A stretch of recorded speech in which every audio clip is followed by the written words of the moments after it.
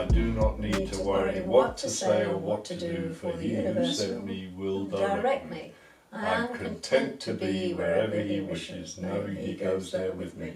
I will be healed as I let him teach me to heal. Now I'm off the hook now. Whatever I say has nothing to do with me. That's true. I like that. Hi everybody, welcome to another episode of the Benson Experience, and today we are filming at a secret location in Sussex, and I'm joined by two very, very special guests who I'm happy to say are really great friends of mine as well. This is John and this is Annie, and over the next hour or so we're going to spend some time talking about love, relationships and some other interesting topics as well. So without further ado, I'd love to get you two to introduce yourselves to everybody, and we'll take it from there. Do you want to go ahead first? Okay. Ladies first. Ladies first.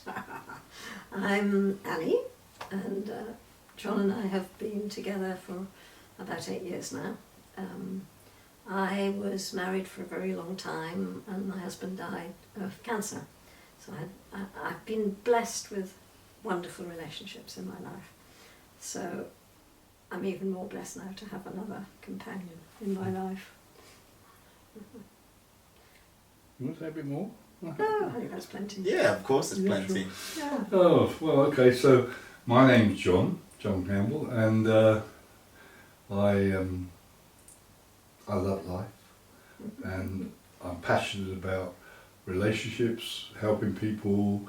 It took me till I was 61 to find out how life worked, and I figured you didn't need to wait till you were 61 if you were able to open your mind, and that's how we met, Yeah. TJ. Yeah.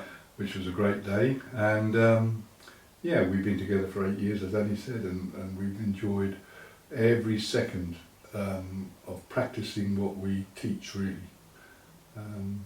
It was a great eye-opener to me to realise that the purpose of life was joy, and I suddenly thought, wow, if that's the purpose of life, how many people understand that and know that the power is within them. So that's what we enjoy doing.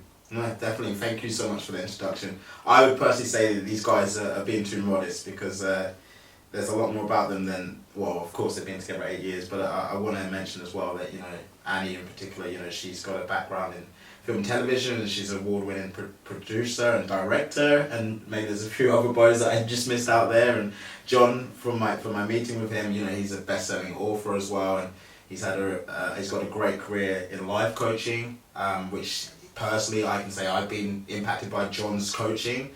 Just for some context, we met on a train, I believe 10 years ago. I was on my way, 10 years? it's something like that, and I was on my way home from London, and you sat next to me, didn't you? Yeah. And our relationship just has been budding ever since. Yeah. And I remember back in the early times, you sent me emails every day, just really positive affirmations. And I had some hard times that was going on in my life a couple of years prior to meeting you, and you definitely were one of the people that was like real strong impact on me, like becoming the person I am today. So I want to thank you for that. It's my pleasure to do. Honestly. My pleasure. So yeah, like obviously, like I said, we want to talk about love and relationships, because I know that's something that's like really close to both your hearts. So it's a bit of a broad question, but I'm sure everybody around the world has different opinions on what it means. But what does the concept of love mean to both of you? Well, first of all, it's changed, okay? We don't get taught as kids, most of us don't anyway, what love really means. And today, for me, love means I want for somebody else what they want for themselves. A total unconditional situation. Whereas I think the love that we are conditioned to believe is love is more about attachment. It's that romantic, when you have that whoosh, oh my God, excitement. Yeah, exactly. Like euphoria almost. And also all the movies and everything we're taught seems to sort of value this, and in actual fact, as you grow and discover, you realise that whoosh is the wounds. The two people are getting together because they need, and it can be good if you use it to help each other grow.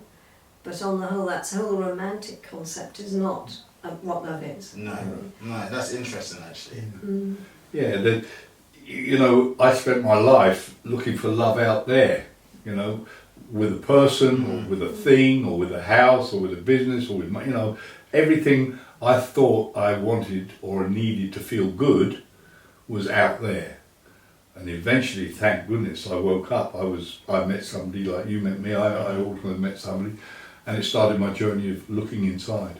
And what do you think it was that sparked that for you, John? Like you say, it took a long time, and you're not the only person who's going out looking for what they think the idea of love is. There's lots of reasons why we do that, but for you, what do you think that was? Well, I think what it was, teacher, is, and I think it's the same. I have a belief that everybody is going through the same process at different levels, different speeds, different experiences, but underneath the reason is the same. People are searching for who they really are, and for me, to answer your question, it came through pain, really, as it does very often for people. I got lots of messages, like lessons which I wasn't listening to, so the universe had to get tougher and make it harder and harder and harder, until eventually my whole life started to fall apart. What I thought was important started to fall apart. All that was really happening was it was teaching me of the unimportance of it, and that started me on a journey of learning, and many different things, healing. I did the Hoffman process, which I spoke to you about, which I have a great lot of respect for. It's a piece of work for healing that inner child part of ourselves. We've all come from that, different backgrounds that have hurt there. I quit drinking. That was the big thing. That was the big thing. That started it, and I started reading.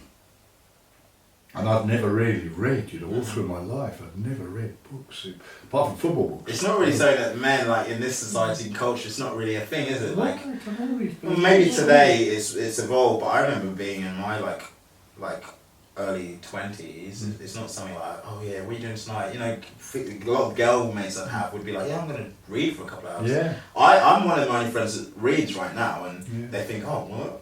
It's just true. I think also, for me anyway, it was I didn't find many things interesting. No. I certainly didn't find school interesting. I couldn't believe that this was what they sent you to for all these years, because I was very blessed to be born in India and raised in Africa, and my mother and father didn't send me to school, so I didn't have any schooling at all. And then suddenly I came to England, and I thought, so it was finding something. It was only when I got into treatment and I started to read books about life and psychology and how life worked, I couldn't get enough of it. I read everything, so that was a great help. That's great, and that leads me on to actually a question. I'd love to, obviously I've read your book. I would love you to share with everybody else a little bit more about what your book is about and the process behind writing that for you, because that must have been healing for you and therapy as well. You're absolutely right, you're spot on. I think the thing, I would meet people, and I get, I love to communicate, I love people, I love talking to people. And whenever I got talking to people, they would always say, oh my God, you should write a book, you should write a book. And I was on this, and I think I put it in my book, I was on a bus journey, a Greyhound bus, up to Vancouver to meet my then partner. And this woman got talking to me and talked about her relationships and and I just gave her a little few background hints using the back of the headrest in front of me as a diagram. And she said, you should write a book, you must write a book on this. And from there, I thought, yeah, maybe I'll do it. But I wanted something simple, something that was easy. I didn't want a great big tome, so I wanted something easy to read. Yeah, tome. Tome, is it tome? Sorry, she's the educated one. Go to the tombs.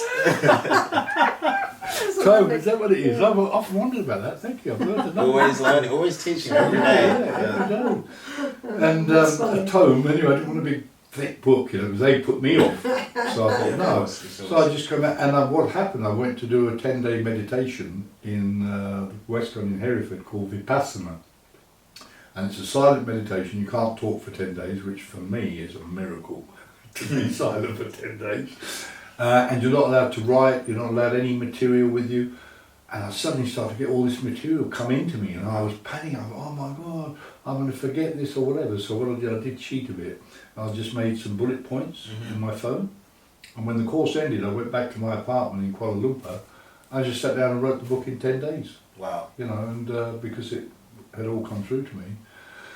And basically it was about explaining the purpose of a relationship, what normally happens, the 3 stages in nearly every relationship, and what you can do to ensure long successful relationship. And obviously you are proof in the pudding there. Like you Now we follow are, those yeah. steps and Yeah. that it can work Absolutely. out. Well, I loved it. I loved John's book. I thought it was very wise, and also because my background is as well as the filmmaking was as a scientist. I did developmental genetics, which is essentially what neuroscience has become, and I thought it was an amazingly clever distillation of very complex psychological studies made simple, and how they really could help each individual if you actually understood them. And he's got lovely little drawings of the little, the what's a healthy family drawings, which are wonderful.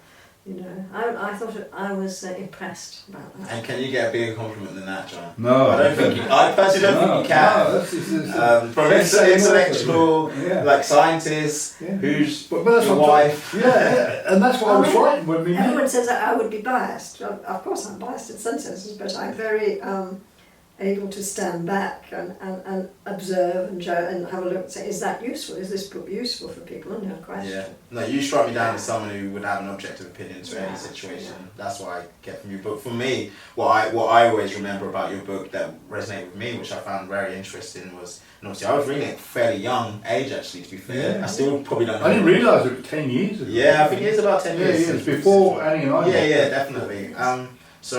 What I loved is when and so many people will be able to resonate with this, is that how we're always chasing, like, say we had a troubled life, childhood or an abusive relationship, we're always chasing that, which is obviously toxic, but we repeat that over and over again, and it's just interesting that I remember reading that, and actually I would say since that day I've tried to always think about your book when I'm going into situations. Yeah, it's awareness, isn't awareness, it? It's the first step is awareness. You can't change anything until you first become aware of it, and it's always a pattern.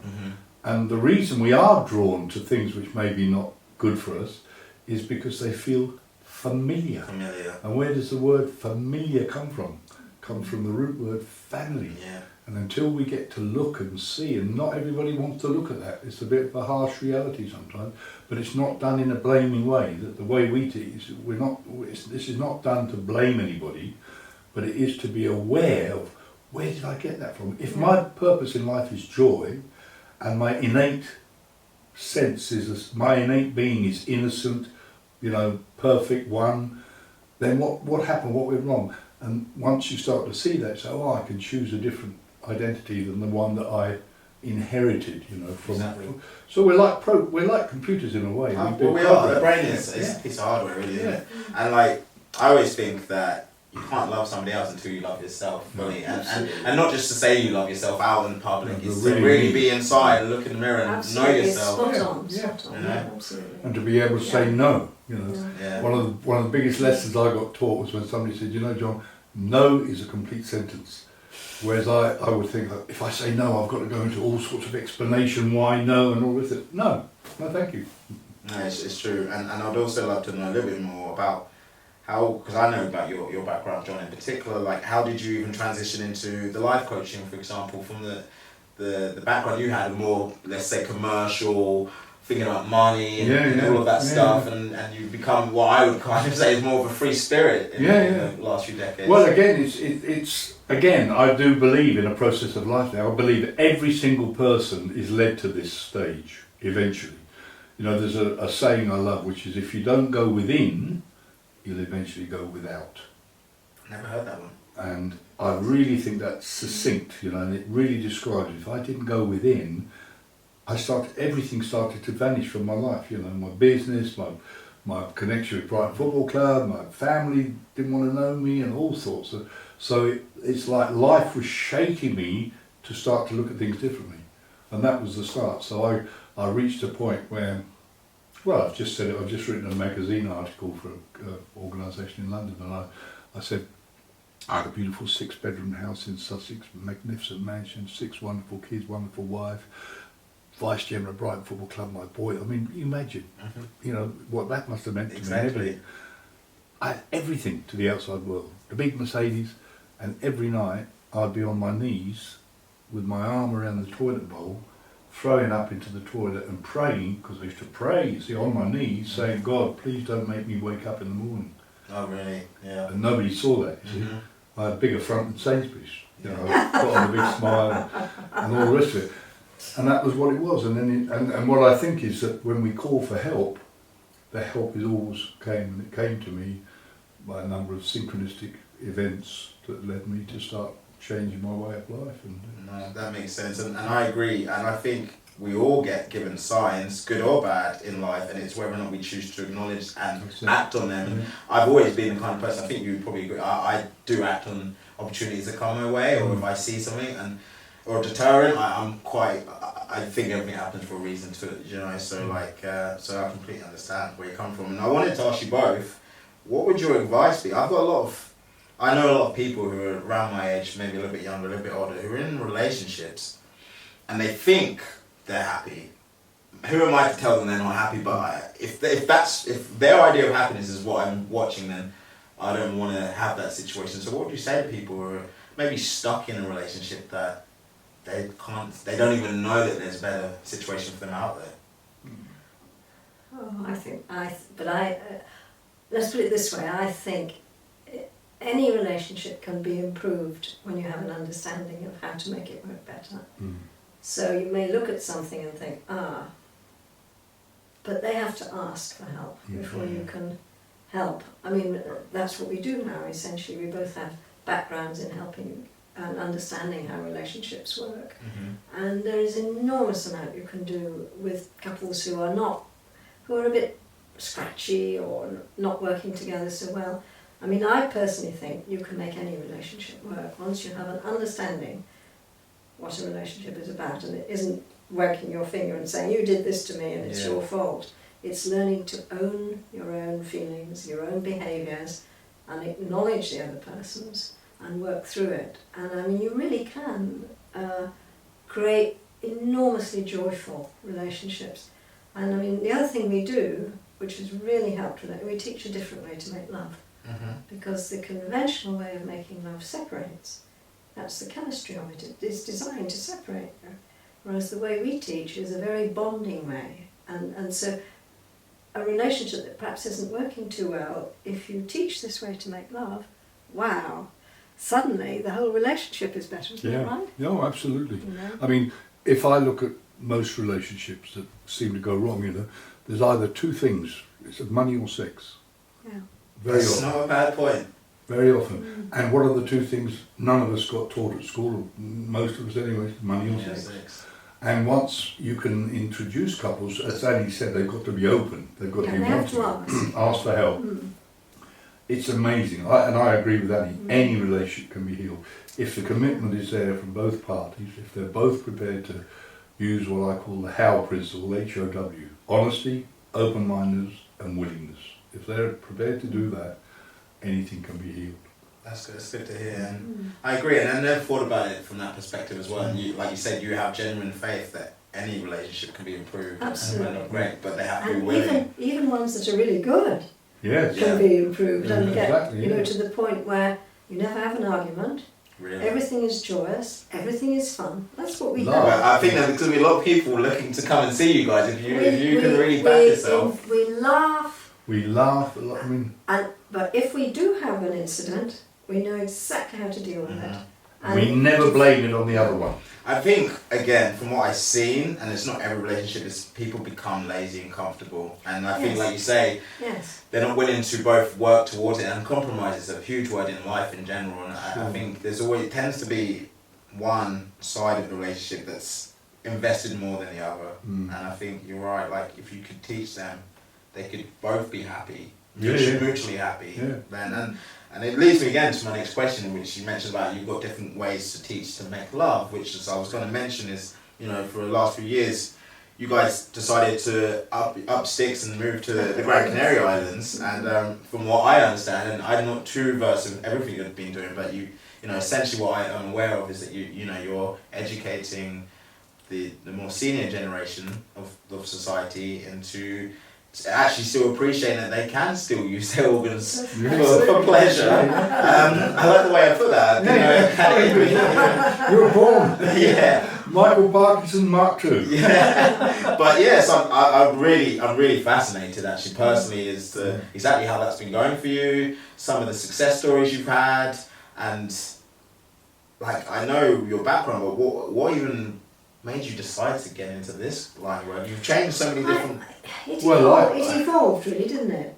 Well, it started really with me realising and acknowledging, you know, I'd done so much healing over the 15 years. When I quit drinking and changed my life around, and I started to do all this inner work, I did loads of healing work. I cried. I mean, I cried for 3 years, literally cried.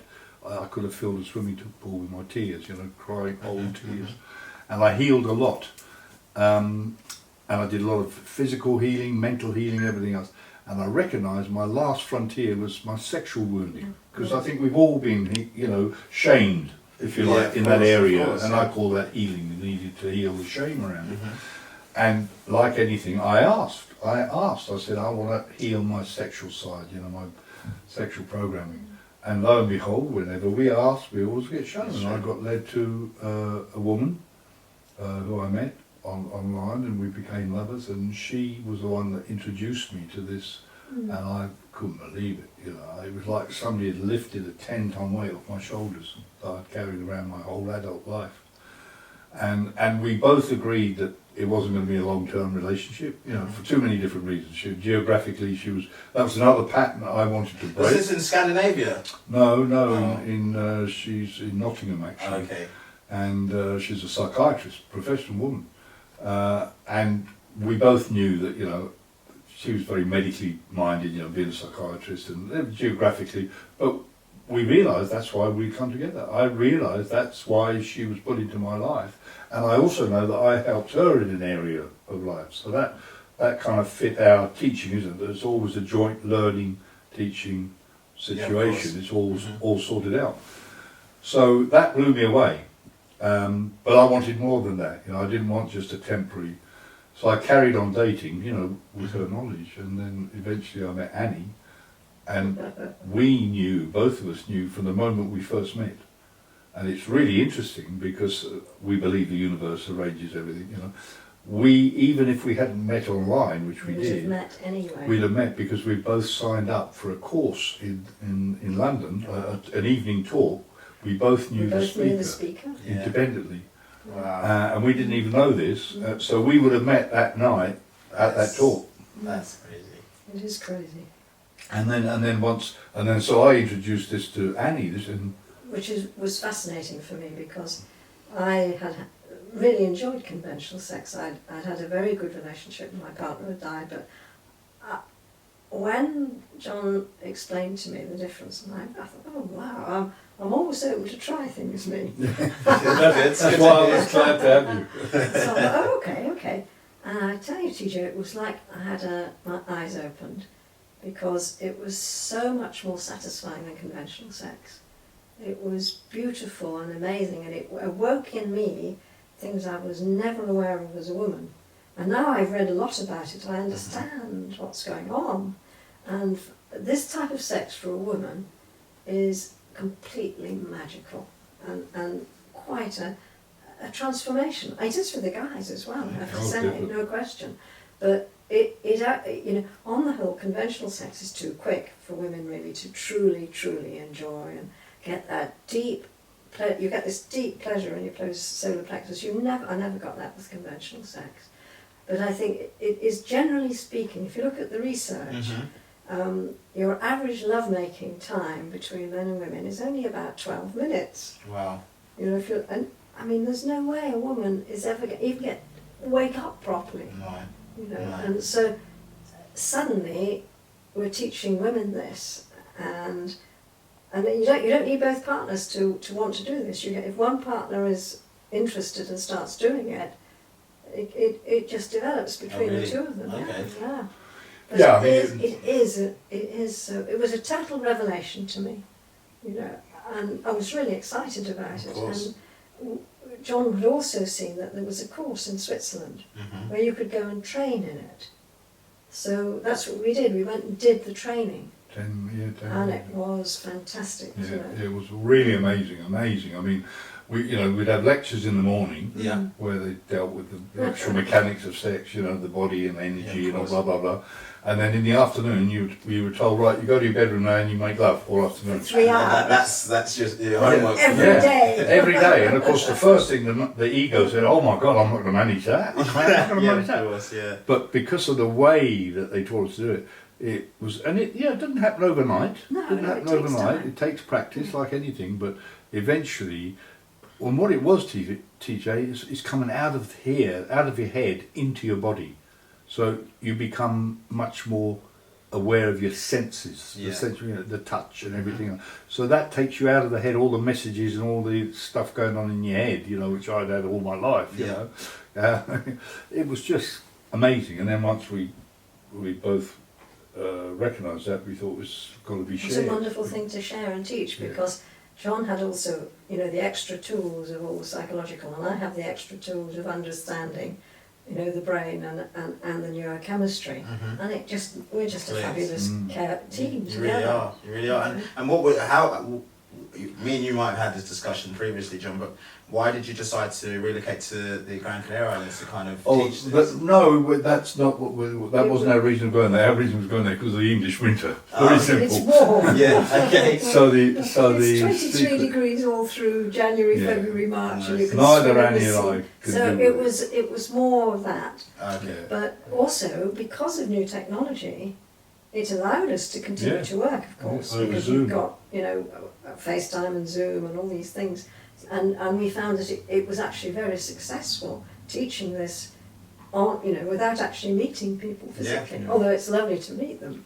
And also, I think the important thing to say is that even though, yes, both parties have got to understand it, like Annie said, sometimes you'll find, very often it's the man normally who, he doesn't want to get Yeah, involved of with course. that. It doesn't matter, we can work with the woman and explain to her, so, well, we're going to teach you, and you teach the man, because after all, I learned from a woman. Yeah. And But I was taught open me. enough, and I taught Annie. So Yeah. you know what I mean. You don't have to be professionally trained. Whatever you teach one, but what you've got to have the other person at least open to want to change.